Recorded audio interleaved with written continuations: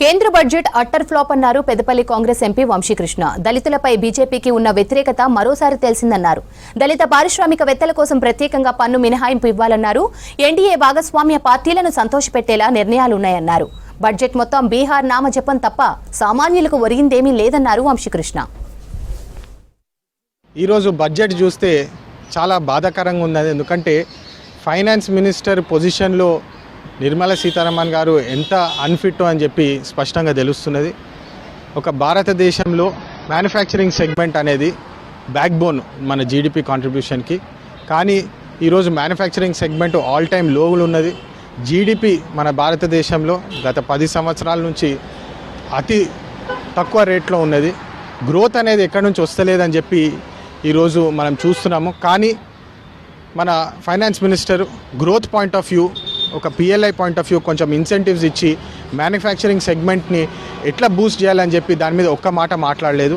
PLI schemes, incentive schemes manufacturing సెగ్మెంట్కి ఇచ్చి అది ఎంప్లాయ్మెంట్ జనరేషన్ తోటి టైఅప్ చేస్తే ఈరోజు చాలా బాగుంటుండే, మనకు చాలా అవసరము కూడా అని చెప్పి వాళ్ళు గమనించలేకపోయినారు. మీరందరూ చూస్తున్నారు, గత 10 సంవత్సరాల్లో సంవత్సరానికి 2 కోట్ల ఉద్యోగాలు ఇస్తామని చెప్పి ఏదైతే వాళ్ళు హామీ ఇచ్చినారో దాంట్లో వాళ్ళు ఫెయిల్ అయిపోయినారు. 10 సంవత్సరాల్లో 20 కోట్ల మందికి ఉద్యోగాలు రావాల్సింది. కానీ ఈరోజు మనం అన్ఎంప్లాయ్మెంట్ రేటు కూడా ఆల్ టైమ్ హైలో ఉందని చెప్పి చూస్తున్నాము. ఫైనాన్స్ మినిస్టర్ ఈరోజు ఇది గమనించి ఫిజికల్ డెఫిసిట్ ఎట్లా తక్కువ చేయాలి, అన్ఎంప్లాయ్మెంట్ రేట్ ఎట్లా తక్కువ చేయాలి, దానికి ఇన్సెంటివ్ స్కీమ్స్ ఇచ్చి మ్యానుఫ్యాక్చరింగ్ సెగ్మెంట్ని బూస్ట్ ఎట్లా చేయాలి, దానికి ఇన్సెంటివ్స్తో పాటు ఎంప్లాయ్మెంట్ క్రియేషన్ ఎట్లా చేస్తామని చెప్పి అది మాట్లాడకుండా కేవలము బీహారు పట్నాకు ఒక ఎయిర్పోర్ట్ అని చెప్పి వాళ్ళ సోదరులకు హ్యాపీ చేద్దామని చెప్పి ఏదైతే బడ్జెట్ ఇచ్చినారో ఇది అట్టర్ ఫ్లాప్ బడ్జెట్.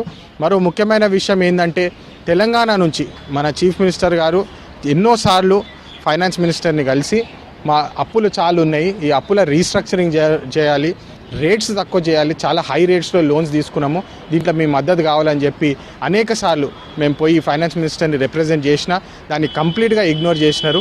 బీజేపీ పార్టీకి తెలంగాణ మీద అస్సలు ప్రేమ లేదని చెప్పి ఈరోజు తెలిసిపోతుంది.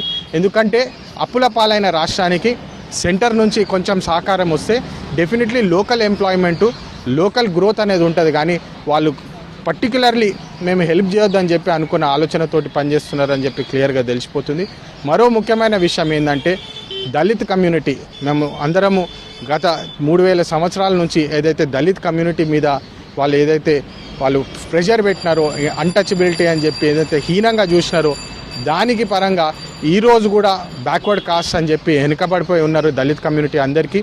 నా డిమాండ్ ఏంటంటే పర్టిక్యులర్లీ దళిత్ కమ్యూనిటీ వర్గాలు ఉన్న వాళ్ళకి స్పెషల్ ట్యాక్స్ కన్సెషన్స్. ఎందుకంటే ఒక కమ్యూనిటీ ముందుకు పోవాలంటే వాళ్ళకి సహకారం అవసరము. స్పెషల్లీ బడుగు బలహీన వర్గాలను మీరు చూస్తే దళితుల్లో చాలా వెనుకబడిపోయి ఉన్నారు. గత 3000 సంవత్సరాల నుంచి ఏదైతే వాళ్ళు ఫోర్స్ పెట్టి వాళ్ళ దళితులని కించపరిచి చూసినారో ముందుకు వెళ్ళాలంటే బ్యాక్వర్డ్ కాస్ట్ దళితులకు స్పెషల్ ట్యాక్స్ కన్సెషన్స్ ఉండాలని చెప్పి ఈరోజు మేము డిమాండ్ చేస్తున్నాము. ఈ ప్రభుత్వం ఏదైతే ఉన్నదో దళితులకు కూడా ప్రేమ లేదు, దళితులను ముందు తీసుకెళ్లాలనే ఆలోచన కూడా లేదని చెప్పి స్పష్టంగా తెలిసిపోతుంది. ఐ డిమాండ్ దట్ దళితుల కోసము స్పెషల్ ట్యాక్స్ కన్సెషన్స్ ఉంటే బాగుంటుందని చెప్పి ఈ బడ్జెట్ సమావేశంలో కూడా ఇది పెట్టాలని చెప్పి నేను ఫైనాన్స్ మినిస్టర్ గారిని కోరుతున్నాను. ఈరోజు నేమ్ సేక్ ఇన్వెస్ట్మెంట్ ఫండ్ కూడా పెడతామని చెప్పినారు, కానీ ఒక డైరెక్షన్ లేదు, ఒక ఆలోచన లేదని చెప్పి స్పష్టంగా తెలిసిపోతుంది.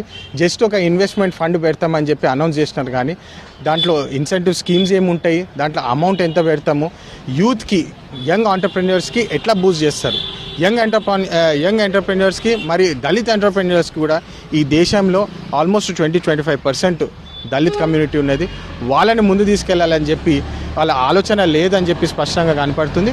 ప్లస్ మీరు రీసెంట్గా చూస్తున్నారు ఓపెన్ ఏఐ గురించి మాట్లాడుతున్నారు, మళ్ళీ ఇప్పుడు డీప్ సీక్ అని చెప్పి మాట్లాడుతున్నారు. కానీ ఇండియా నుంచి ఇట్లాంటి టాలెంట్ ముందుకు వస్తలేదు, ఎందుకంటే గవర్నమెంట్ కూడా ఎంకరేజ్ చేస్తలేదు. నేను చాలా బిజినెస్ కమ్యూనిటీస్లో కలిస్తే కూడా చైనాలో the entrepreneur works with the government అని చెప్పి అంటారు, కానీ ఇండియాలో the entrepreneur working in spite of the government అని చెప్పి. అంటే ఎన్ని కష్టాలు ఉన్నా ఆంటర్ప్రెన్యూర్ ఒక్కడే కొట్లాడి ముందుకెళ్ళాలి, కానీ గవర్నమెంట్ నుంచి సహకారం రాదని చెప్పి ఈ బడ్జెట్ నుంచి కూడా స్పష్టంగా తెలిసిపోతుంది. ఆంటర్ప్రెన్యూర్స్కి specially manufacturing segment and IT సెగ్మెంట్కి అశ్విని వైష్ణవ్ గారు కూడా ఉన్నారు. వరల్డ్లో ఏం టెక్నాలజీస్ వస్తున్నాయి, సెమీ కండక్టర్స్ కానివ్వండి, ఏఐ కానివ్వండి, దాంట్లో మన టాలెంట్ని ఎట్లా పూజ్ చేయాలి, ఎట్లా వాళ్ళని ఎడ్యుకేట్ చేసి వాళ్ళకి ఇన్సెంటివ్స్ ఇచ్చి స్టార్టప్స్ రంగంలో పెట్టాలని చెప్పి ఆలోచన లేదు. ఇది బీజేపీ అట్టర్ ఫ్లాప్ షో అని చెప్పి మనకు తెలిసిపోతుంది.